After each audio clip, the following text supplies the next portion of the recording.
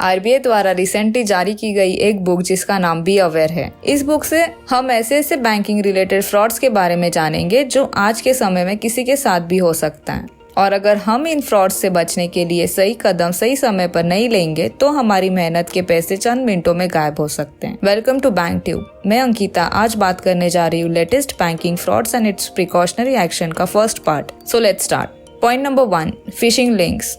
यह फ्रॉडस्टर्स ऐसे fake bank website बनाते हैं जो रियल बैंक वेबसाइट से ऑलमोस्ट मैच करती है, या ऐसा फेक ई कॉमर्स वेबसाइट बनाते हैं जहां पर महंगे क्वालिटी प्रोडक्ट्स आपको काफी कम प्राइस पर मिलते हुए दिखाई देंगे। वो ऐसे फेक वेबसाइट्स को SMS, ईमेल, सोशल मीडिया के द्वारा सर्कुलेट करते हैं जहां पर हम बिना वेबसाइट्स के URL को चेक किए बिना उन वेबसाइट्स पर ट्रांजैक्शन कर बेवकूफ बन सकते हैं। यह है कुछ फेक वेबसाइट्स का एग्जाम्पल। ऐसे फेक वेबसाइट्स से बचने के सिंपल 2 तरीके हैं। फर्स्ट, ऐसे वेबसाइट्स लिंक को बिना रेस्पॉन्ड करे डिलीट एंड ब्लॉक कर दे। सेकेंड, हमेशा वेबसाइट की स्पेलिंग चेक करें और ये मेक श्योर करें कि website HTTPS with padlock symbol के साथ हो। कुछ ऐसे।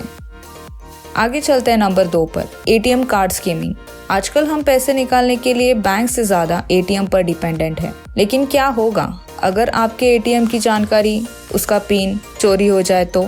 और क्या होगा अगर आपके पास आपका ATM होने के बावजूद आपके अकाउंट से ATM कैश विड्रॉल होने लगे तो? जी हाँ दोस्तों, ऐसा होना पॉसिबल है। इसे कार्ड स्कीमिंग या क्लोनिंग कहते हैं। ऐसे तब होता है जब फ्रॉडस्टर्स ATM मशीन में एक स्कीमिंग डिवाइस या सरल भाषा में डेटा चोरी करने वाला एक छोटा डिवाइस लगा देता है।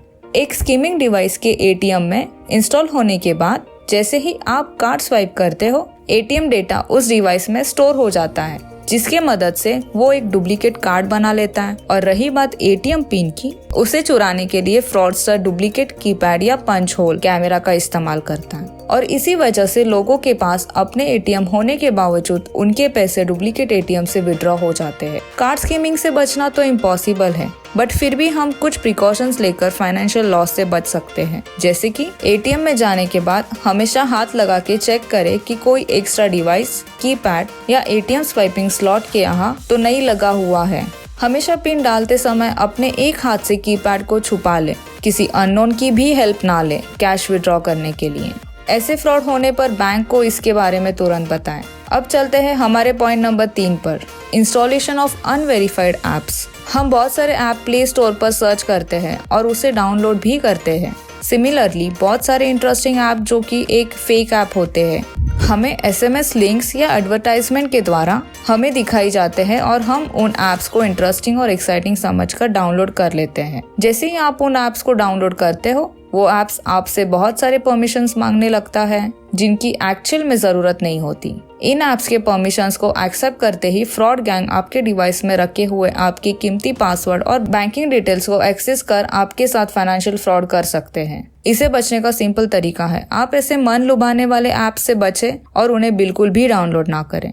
सिर्फ जरूरी ऐप्स को ही इंस्टॉल करें और ऐप से रिलेटेड सारे परमिशंस को एक बार ध्यान से चेक करें और ये पता करने की कोशिश करें इन परमिशंस की वाकई में जरूरत भी है या नहीं। Point number 4, SIM swapping. ये एक ऐसा तरीका है जिसे फ्रॉडस्टर्स आपके मोबाइल नंबर जो कि आपके बैंक अकाउंट से लिंक है उसे अपना बना लेते हैं।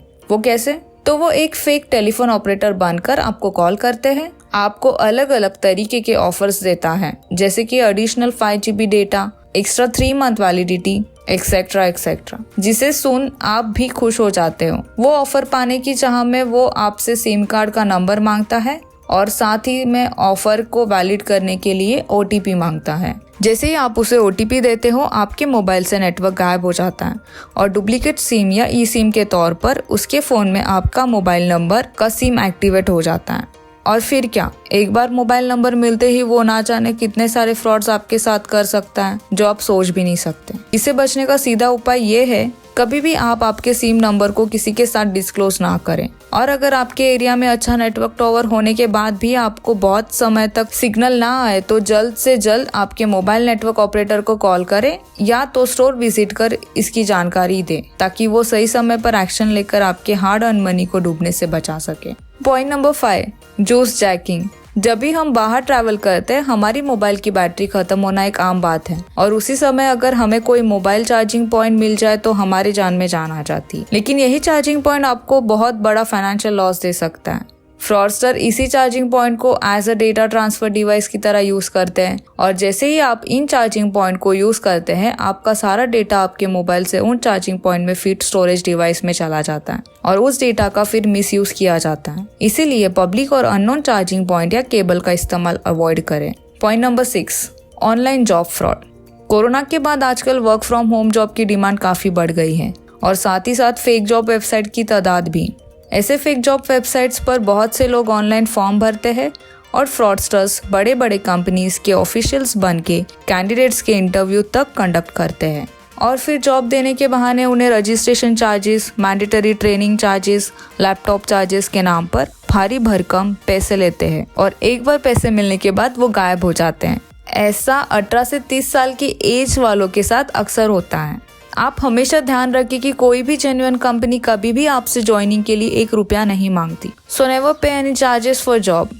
सो our final point is money moles. ये एक नया टाइप का फ्रॉड है जहां इनोसेंट लोगों को बलि का बकरा बनाया जाता है। यहाँ फ्रॉडस्टर्स इलीगल मनी या कहीं से चोरी किया हुआ पैसा कुछ कमीशंस के बदले आपको अपने खुद के अकाउंट में डिपॉजिट करने के लिए कहते हैं और फिर वो डिपॉजिट मनी को अपने अकाउंट से किसी दूसरे इनोसेंट आदमी के अकाउंट में ट्रांसफर करने के लिए बोलते हैं, फिर दूसरे से तीसरे अकाउंट में ट्रांसफर के लिए कहते हैं और ये साइकिल 3 से 4 बार करने के बाद वो पैसे फाइनली फ्रॉडस्टर के अकाउंट में आ जाता है। जब इन ट्रांजैक्शंस का इन्वेस्टिगेशन होता है तो फ्रॉडस्टर्स तो गायब हो जाते हैं, लेकिन वो सारे इनोसेंट लोग जो इस ट्रांजैक्शंस में इन्वॉल्व थे वो सभी पुलिस द्वारा पकड़े जाते हैं। आपसे ये गुजारिश है कि आप ऐसे कमीशंस या परसेंटेज के लिए ऐसा किसी को भी आपके अकाउंट यूज करने की परमिशन ना दें। सो इसी के साथ मैं ये वीडियो यही खत्म करती हूँ और नेक्स्ट बार जल्द से जल्द लाने की कोशिश करती हूँ। Thank you.